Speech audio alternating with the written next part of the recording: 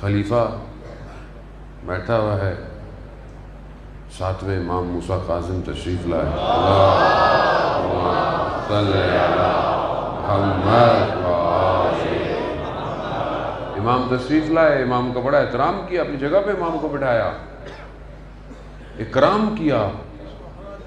جب امام چلے گئے تو بیٹے نے کہا کہ اگر آپ ان کا اتنا احترام کرتے ہیں تو آپ ان کو ان کا مقام کیوں نہیں دے دیتے؟ کیا کہا؟ کہا اگر تم بھی میرے اس مقام کے مقابلے میں آئے تو تمہاری گردن بھی کاٹ دوں گا۔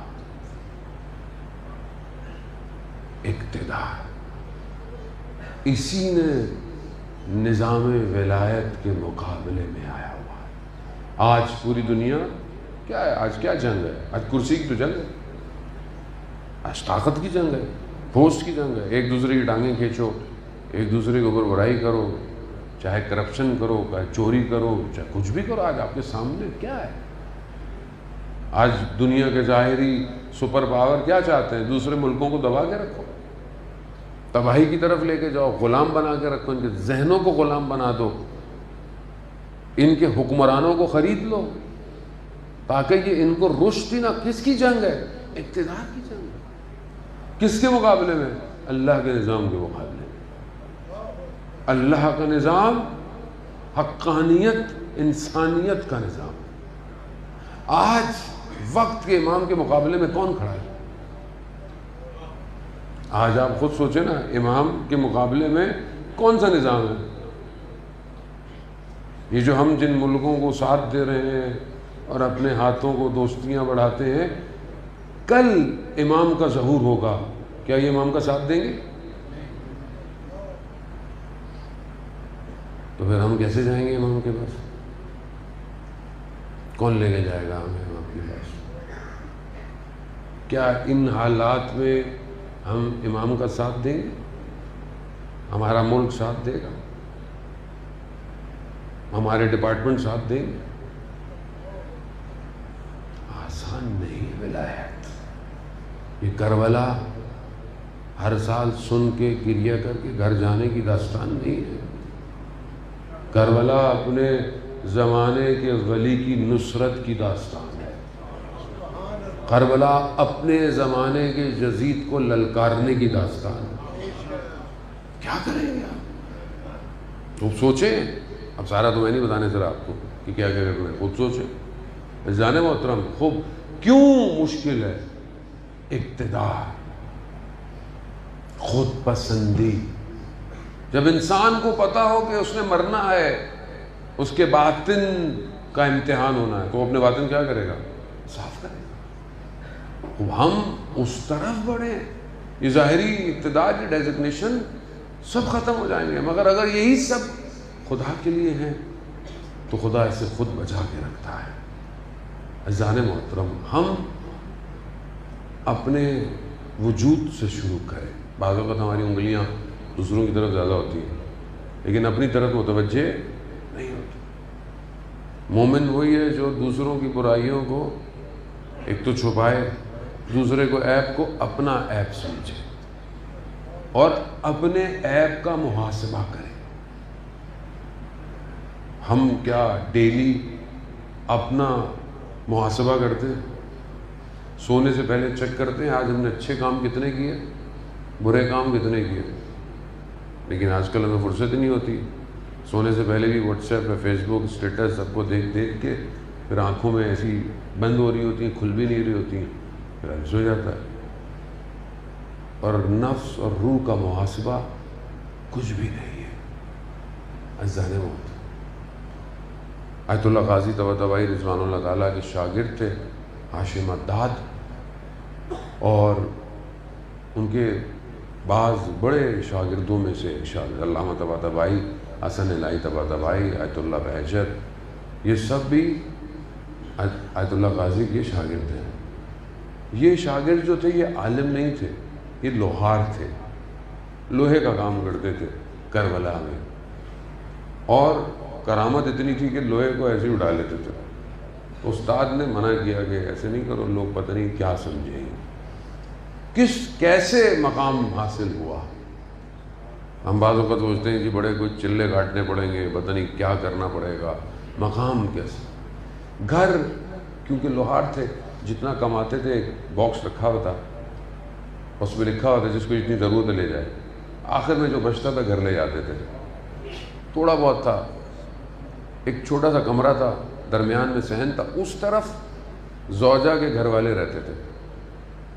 اب ان کے ذرا فائنینشلی حالات بہتر تھے، تو جو ان کی زوجہ کی والدہ تھی وہ بہت زیادہ انہیں تانے دیتی تھی. اب یہ جب بھی گھر جاتے تھے تانے ان کو سننے پڑتے تھے. یہ اپنے استاد کے پاس گئے کہ میں کیا کروں. کہا تمہارا امتحان یہی ہے. ہمارے کسی کا چلہ الگ ہے. ایک دن گھر گئے، انہوں نے اتنا ان کو بولا، یہ چھت پہ چلے گئے. انہوں نے اتنا بولا کہ یہ چھت سے اترے اور کربلا میں رہتے تھے. کربلا بڑی نہیں تھی. کربلا سے بھاگے جنگل کی طرف. بھاگتے بھاگتے دیکھا کہ برابر میں کوئی بھاگ رہا ہے، تو دیکھا نفس تجرد کر گیا، یعنی خود اپنے وجود سے باہر آ گئے، خود کو دیکھ رہے تھے. اور اس نے پھر پرواز کی اور زمین اور آسمان کی حقیقتوں کو دیکھا، اور پھر واپس آئے اور اپنی زوجہ کی والدہ کے پاؤں میں پڑ گئے اور ان کا شکریہ ادا کیا. کہا جس کے لیے میں نے اتنی ریاضتیں کی تھی وہ نہ ہو سکا، آپ کی وجہ سے میں اس مقام پر پہنچ گیا. ہر شخص کا امتحان وہ آپ روحانیت لے کے گھر جائیں اور گھر میں امتحان ہو جائے. کھانے میں نمک کم ہے، سارا روحانیت بس ایک جملے میں چلی گئی. ورنہ یہ بھی تو ہو سکتا تھا آج ایسے ہی کھا لیتے. امام خمینی کا مشہور واقعہ ہے، ایسے نہیں بنتے خمینی بت شکل، ایسے نہیں بنتے. سوپ زوجہ نے دیا، نمک نہیں تھا، چکھا نمک کم تھا. کہا اگر پانی لا دے. پانی لینے گئی، اتنا وقت تھا، دونوں پیالوں میں سے ایک میں نمک جاتا، اس میں نمک ڈالا کہ ان کو نہ لگے کہ آج نمک کم ہے. عزیزان وضو کرتے تھے، چھوٹا سا گھر تھا، نلکے کے نیچے ٹاول رکھتے تھے کہ پانی گرنے کی آواز تہجد کے وقت گھر والوں کو ڈسٹرب نہ کرے. اور ایک میں اٹھتا ہوں تو 2-4 کو ٹھوکرے مارتا ہوں، نماز پڑھ رہا ہوں، تہجد پڑھ رہا ہوں، تو پڑھتے نہیں تہجد. اللہ ایسے ولی نہیں بنتا. ولی بننا بہت مشکل ہے، لیکن جب بن جائے تو نفس اتنا مضبوط ہوتا ہے کہ صرف نگاہ ڈالتے لوگ بدل جاتے ہیں. آیت الملا کلی حسین ہمدانی اپنے شاگردوں کے ساتھ پیدل جا رہے ہیں نجف سے کربلا. رستے میں قہوے خانے کی دکانیں، لوگ چائے کے دیکھا، اندر لوگ کچھ گنگنا رہے ہیں، گانے گا رہے ہیں. انہوں نے ایک شاگرد کو بولا جاؤ ان کو روڑو، کیا کر رہے ہیں، ان کو امر بالمعروف کرو. وہ کہا استاد ان کو کون جائے گا، یہ عجیب غنڈے ٹائپ کے لوگ ہیں، وہ باش ہیں، ان کو کون بولے. ان کا میں خود جاتا ہوں. خود جیسی انٹر ہوئے انہوں نے دیکھا او ہو آج تو مولانا آ گئے. بولا کیا کر رہے ہو؟ کہا ہم تو شعر پڑھ رہے ہیں، گنگنا رہے ہیں. کہا میں بھی شعر پڑھوں؟ وہاں ہاں آپ بھی پڑھیں. انہوں نے امام علی کے اشعار پڑھنا شروع کیے جو دنیا کی حقیقت کے بارے میں. جیسے ہی پڑھے ان سب کی آنکھوں میں آنسو اور یہ گریہ کرنے لگ گئے. نفس بلند، باطن پاک ہو تو اپنے وجود سے باہر نکل کر احاطہ پیدا کرتا ہے اور لوگوں کے باطنوں کو پاک کرنے لگتا ہے. عزیزان محترم، یہ تبھی ممکن ہے جب یہ باطن ولایت کے عطر سے معطر ہو. کتنی ولایت پائی جاتی ہے، بغیر ولایت کے نہیں پہنچ سکتا۔ باقی سب داستانیں، جو اصل حقیقت ہے وہ بغیر ولایت کے کوئی نہیں دیکھ سکتا۔ اسے امام ہے جو دوسری وادی میں لے کے جاتا ہے۔ عزیزان محترم، جوان بیٹھے ہوئے ہیں، قرآن قصوں کو، ہر قصے کے ہر حصے میں بصیرت ہے، عبرت ہے۔ جب زلیخا پر لوگوں نے اعتراض کیا کہ کیا تم یوسف کے پیچھے، یوسف نام ہی زیبائی، خوبصورتی، خدا نے سورہ قرآن کا حضرت یوسف کے نام پر بنایا، اور جوانوں کے لیے بہت ضروری ہے۔ روایات میں ہے کہ اگر آپ عفت اور پاک دامنی جوان چاہتا ہے سورہ یوسف پڑھا کرے۔ خواتین کے لیے سورہ نور ہے، تو وہ چاہتی ہیں اگر ان کی پاک دامنی عفت رہے تو سورہ نور پڑھے۔ حضرت یوسف کے لیے زلیخا کو کہا کہ کیا ہے آپ اس کے لیے؟ اس نے کہا اچھا، میں تھوڑی دیر کے لیے یوسف کو بلاؤں گی، انار اور چاقو، جیسے ہی یوسف کو دیکھنا انار کاٹ دینا۔ جب انہوں نے اس جمال الہی کو دیکھا،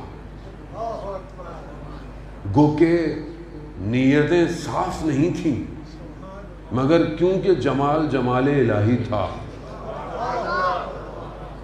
انگلیاں کٹ گئیں، پتہ نہیں چلا، جمال الہی کو دیکھتے ہوئے معصوم سے پوچھا، یہ جو کربلا میں گردنیں کٹ رہی تھیں کیا تکلیف ہو رہی تھی؟ نہیں، وہ یوسف زہرا کو دیکھ رہے تھے۔ وہ حسین کا جمال، ان الحسین مصباح الہدی والسفینۃ النجات، جو حسین کو دیکھ رہا ہو اس کے بدن کے ٹکڑے ہو گئے، انہیں احساس نہیں ہوا۔ ظالم ولایت یہ جتنی بڑھتی جائے گی اتنا انسان اس دنیا کے محور کو توڑتا ہوا نکل جائے گا۔ کوئی چیز ناممکن نہیں رہتی، ہر چیز عالم امکان میں موجود ہے۔ جتنا آپ اپنے آپ کو آگے بڑھائیں گے، امام آپ کی نصرت کرتے چلے جائیں۔